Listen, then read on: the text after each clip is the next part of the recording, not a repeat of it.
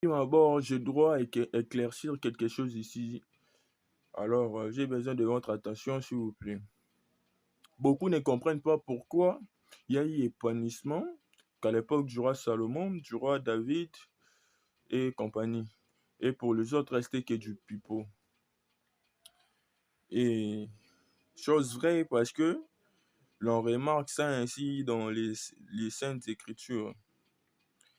Remarquez, le déclin, la misère survenait sur le peuple d'Israël que lorsque la théocratie était bannie suite aux désobéissances euh, du peuple, en fait.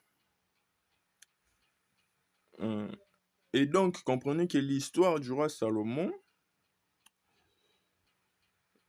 Donc, non, attendez, je dois d'abord expliquer qu'est-ce qu'est la théocratie. La théocratie, c'est-à-dire, c'est lorsque votre gouvernement, le gouvernement d'un État, est basé sur une religion ou sur un Dieu, en fait, qui a bien sûr c'est quoi, ses lois et tout ça, ses préceptes, je peux dire, ses ordonnances, vous voyez. Mais lorsqu'Israël, parce que nous savons que le Dieu d'Israël, c'est l'éternel Dieu, Jésus qu'on appelle. Et si, lorsque le peuple d'Israël avait mis son espoir en son Dieu, il y avait épanouissement. D'où nous savons l'époque, d'où nous parlons de l'époque de Salomon, David, de Josias et compagnie, je pense. C'est ça.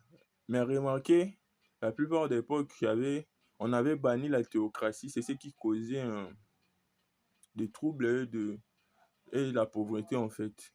Y compris l'époque de Jésus, ils étaient sous la domination. C'est pourquoi il a parlé de, vous voyez, remettez la pièce de César à César. Parce que c'était César, le roi. C'était pas le lion de la tribu en fait, sur la pièce. Vous voyez, il y a de fortes chances qu'à l'époque de Salomon, Israël était puissant, fort. Donc, soyez bénis. N'oubliez pas de capter la leçon. Restons fondés sur le Seigneur Jésus. Abonnez-vous. À la prochaine.